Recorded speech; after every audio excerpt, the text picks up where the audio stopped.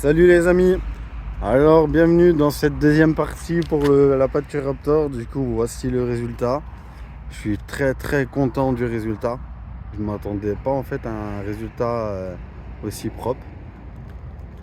Donc on va faire le tour du véhicule. Je vais vous montrer aussi quelques défauts. Et je vais vous dire aussi après combien ça m'est revenu, le temps de travail, etc. Donc pour reprendre depuis le début. Déjà, je vous invite à regarder un peu la première vidéo. Vous verrez un peu les défauts du véhicule, parce qu'il y avait pas mal de rouille. Donc, au moins, ça vous donne une petite idée. Et encore, j'avais pas montré toute la rouille. J'avais fait vraiment une présentation vite fait. J'avais vraiment fait une tour du véhicule vite fait. Donc, pour la peinture, au début, je voulais un gris nardo. Et en fait, le mec, il m'a dit que ça se mélangeait pas au Raptor, la peinture là. Du coup, il m'a sorti une palette de gris et j'ai choisi celle-là au hasard. Donc ça s'appelle gris poussière et au final ça fait le même gris qu'un gris nardo. Donc je suis quand même satisfait. Il y a une sacrée différence entre là où il y a le soleil et pas de soleil. Donc c'est pour ça que ça peut vous donner l'impression qu'il y a des défauts ou mais en fait il n'y a pas du tout de défauts. Enfin, je ne vais pas dire qu'il y a zéro défaut, mais au début ça me donnait aussi cette impression. En fait, tu as l'impression que c'est un gris foncé de ce côté-là. Et au soleil, c'est un gris clair. En fait, t'as l'impression qu'elle est un peu pailletée. Et du coup, au soleil, elle brille vachement. On dirait même du velours. On m'a déjà dit en photo, on dirait du velours tellement que ça brille. Donc je suis quand même satisfait. Moi, je pensais que le Raptor, pour ceux qui connaissent pas ou ceux qui connaissent un peu, ça irait rendre la peinture mate. Parce que la plupart des gens, ils font une peinture mate. Et moi, je suis bien content de ne pas avoir fait une peinture mate. Ça change un peu. Et je voulais pas du noir, après ça faisait trop noir.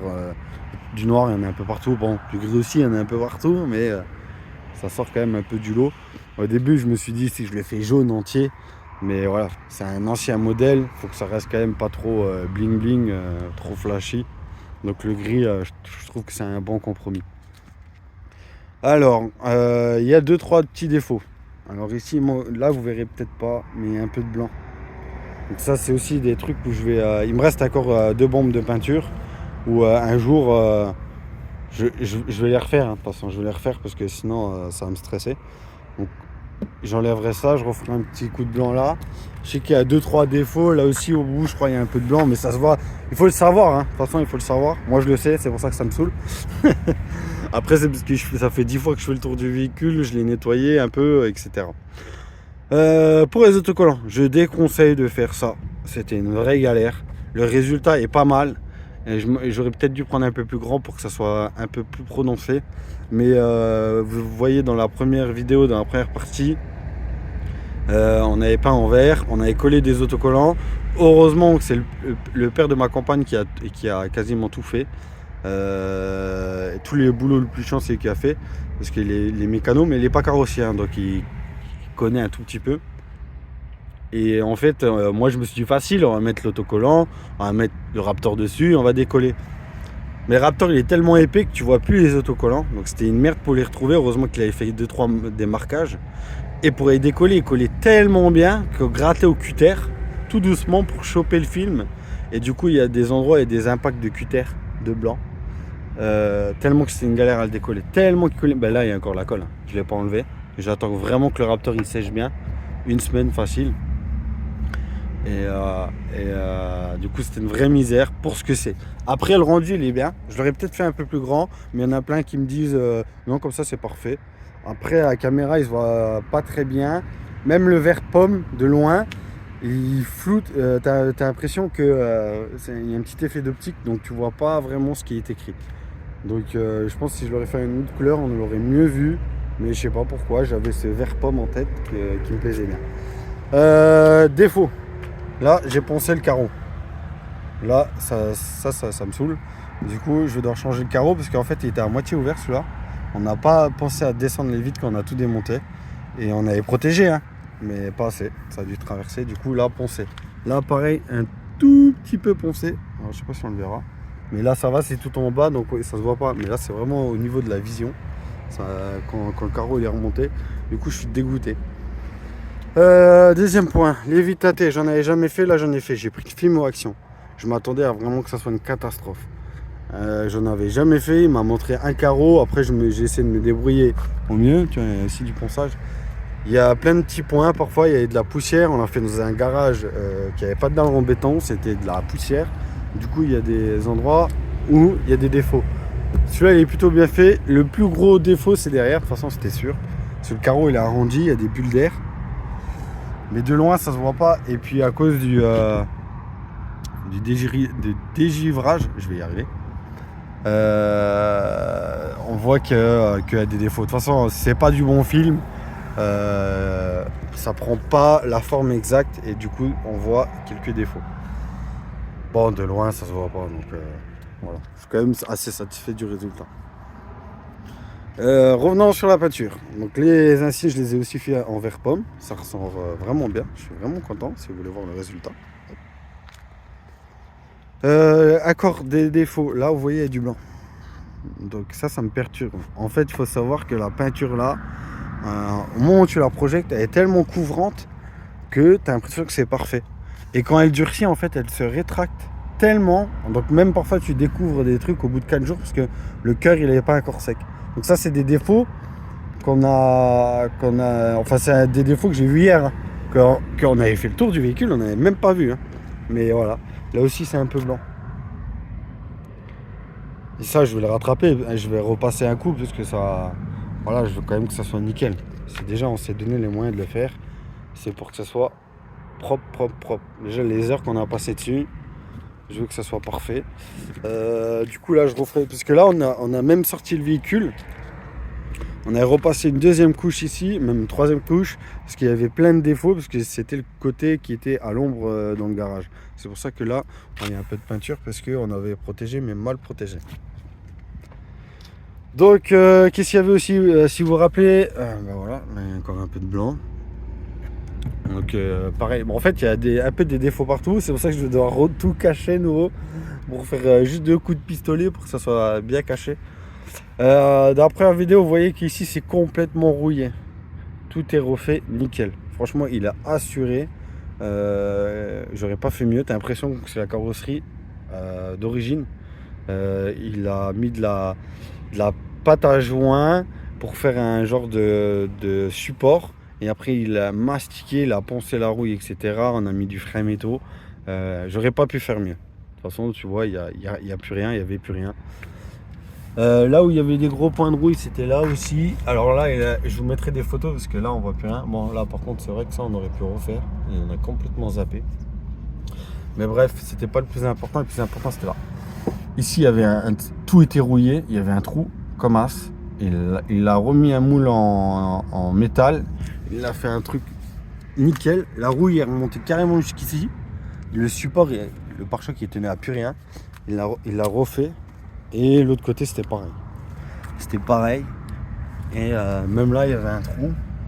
Voilà, il n'y a plus de trou. Mastiqué. Voilà, on voit rien parce qu'il y a une protection. Ça, on voyait pas la rouille ici.